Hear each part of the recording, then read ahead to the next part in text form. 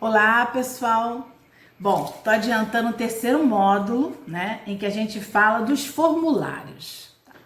Primeiro, uma pastinha lá, a minha pasta sanfonada, porque eu sinalizo em cada divisória o que tem para poder ser mais prático na hora que eu preciso, né, na hora de pegar ali o meu formulário. Normalmente eu já deixo tudo separado para o meu atendimento, mas às vezes acontece, né, de algum imprevisto, não ter dado tempo de separar, e quando você pega a pasta tá tão bem organizadinha, bem sinalizada, que você vai lá, puxa e tá tudo resolvido, tá? Então vamos lá, eu uso uma pasta sanfonada e cada divisória tem a sinalização. E aí você coloca ali. As principais que eu tenho sempre, tá? São a entrevista, a anamnese, as etapas, um formulário para as etapas da avaliação, um outro formulário específico para as etapas da intervenção, um formulário específico para me guiar, né, e nunca deixar faltar nada, que é o formulário da devolutiva.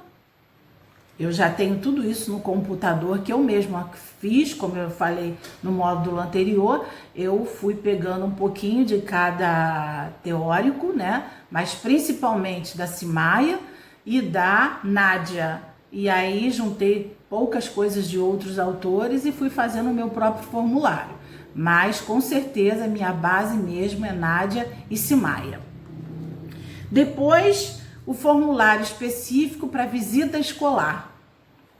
O relatório que você precisa ter para pegar algumas informações do professor. Porque na escola, quando a gente faz a devolutiva para os pais e marca a visita à escola, o professor, ele tá com alguém tomando conta dos alunos dele. Então a gente precisa ser bem breve. Então a gente tem que levar já tudo pronto para saber o que vai perguntar, sem faltar nada, sem deixar a desejar, e que seja assim mais rápido e que não tome tanto tempo daquele professor, do coordenador que está ali dando toda a atenção para você, para falar um pouquinho daquele aluno em sala de aula.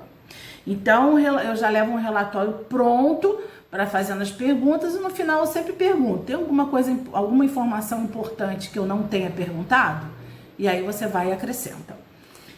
O contrato, gente, eu no início eu fui muito resistente a contrato, né? Mas hoje eu percebo que ter um contrato nosso é muito importante. Primeiro, tudo que você conversa com os pais no dia da entrevista, o pai não vai lembrar de 100%, não vai gravar 100% no seu cérebro, no máximo 80%, né?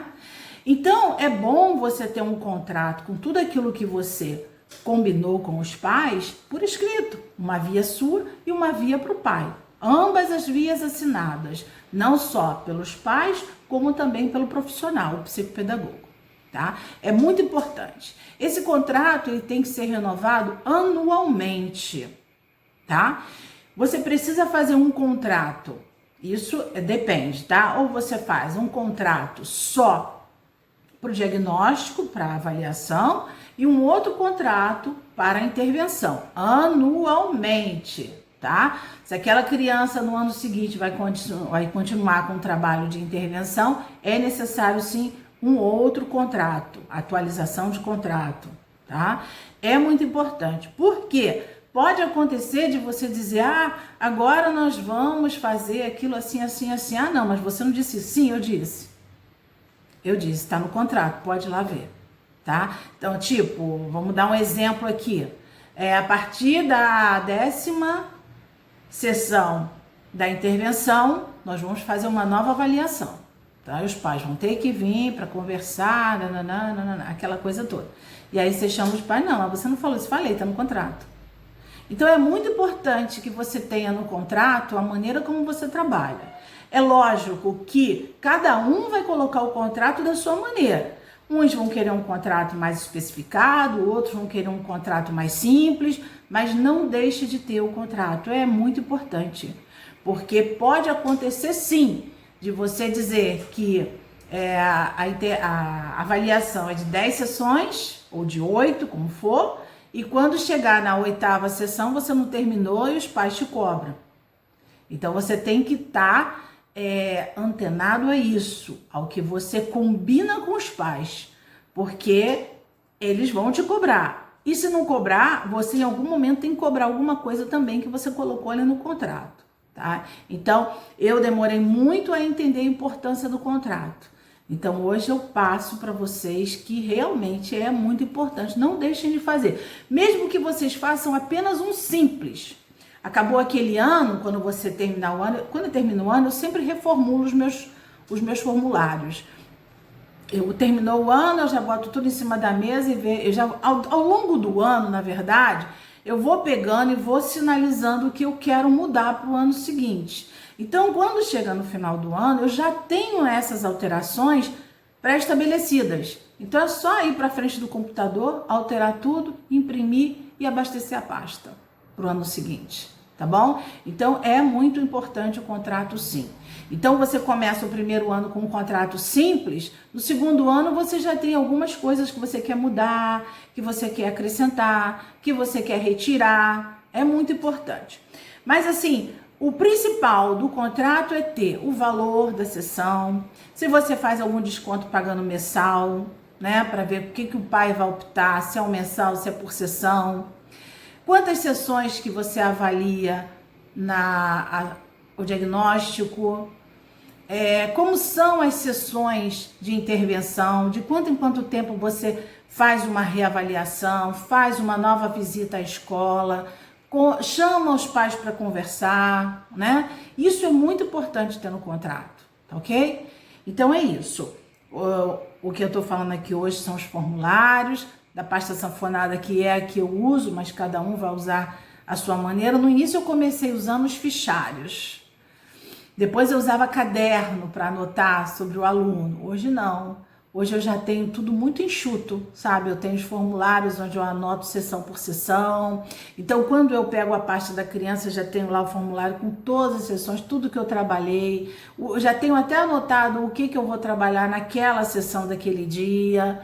Então, os formulários facilitam a nossa organização, facilitam também o avanço das crianças, o planejamento que você se propôs, fica tudo mais organizado. Quando a gente tem assim muitos alunos, né, a gente não tem como lembrar de todos, de tudo que você está fazendo. Então, quando você pega a pasta já toda organizadinha assim, fica mais fácil de você dar seguimento ao seu trabalho de uma maneira que não é repetitiva, que não tem falhas, de uma maneira progressiva, e você observando o avanço da criança, o que precisa reforçar, o que você precisa talvez repetir, isso também é muito importante. Eu gosto muito de colocar sinalização quando eu uso os jogos de tabuleiro, né? Principalmente para as crianças com TDAH. Então, se eu usei dama hoje, eu não vou usar dama na próxima sessão. Mas se eu perceber que há necessidade de voltar a usar a dama, por algum motivo que eu também vou anotar, eu vou usar daqui umas 3 sessões ou 4 novamente, para poder fazer outras observações, porque nessas sessões que eu não usei novamente a dama, eu vou estar trabalhando para que a criança não cometa mais aqueles deslizes que ela cometeu naquele momento que eu usei a dama, e por isso eu vi necessidade de usar novamente lá na frente. Né? Por exemplo, crianças que gostam de burlar as normas, né? Você observa. E aí você, nas próximas semanas, você vai trabalhar a importância das normas de uma outra maneira. E aí você volta com a dama para ver se o seu trabalho surtiu efeito ou não. Se ele vai permanecer burlando as normas ou não.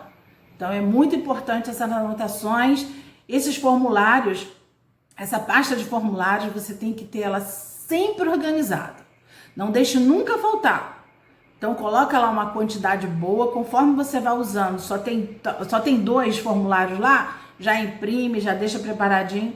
Eu tô falando da maneira como eu trabalho, tá? Mas tem pessoas que fazem tudo isso direto no computador. Eu prefiro a moda antiga, né? Com tudo ali na mão, porque computador às vezes deixa a gente, né, sem ação. Então é muito importante. Eu não abro mão. Eu tenho tudo no computador também. Mas eu, no dia a dia, na prática, eu uso os formulários escritos, físicos, né, como a gente chama. No computador, eu uso só quando eu quero fazer algum levantamento, algum resumo, alguma resenha, né, de alguma coisa. Então, sim, eu vou para o computador. Mas para atender no dia a dia, né, não. Eu quero uma coisa que me dê confiança para eu trabalhar. E não, não, peraí, pai, porque não entrou, o sistema tá fora. Liga para lá para a internet, né? E tal. Não mesmo, tá? Eu sei que a gente, quando tem um formulário no computador, a gente também nem precisa de internet, né? Porque você tem os formulários ali arquivados. Mas o que acontece? Pico de luz, às vezes não carregou a bateria. Então, não, gente, eu prefiro assim, tá? Eu não gosto de ter imprevistos com o meu aluno ali na minha frente. Eu gosto de ter tudo já organizadinho, planejadinho, e a gente não se enrola. A gente cria confiança e prática e segurança no nosso trabalho dessa forma. Então, computador é um momento ali quando eu estou trabalhando outras coisas que eu não tenho ninguém para atender com hora marcada. É o meu momento ali, o dia inteiro, fazendo revisão, alterações e digitando meu relatório de avaliação, fazendo um planejamento para as minhas intervenções. E mesmo assim, eu tenho um caderno que semanalmente eu vou anotando de cada aluno. Então tem um dia que eu venho aqui para o consultório, vejo o que eu planejei para aquela semana para aquele aluno, pego esses materiais e já deixo prontinho em cada pasta para quando o meu aluno chegar, eu já estou com o material ali todo preparado. Isso não é toda semana, porque planejamentos específicos não acontecem todo dia, né? A gente precisa, se a gente for trabalhar alguma coisa com uma criança e ver que ela evoluiu muito e que ela não precisa mais daquilo ali, então sim, você precisa pesquisar novas atividades, e aí eu recorro lá na Marta Helvas,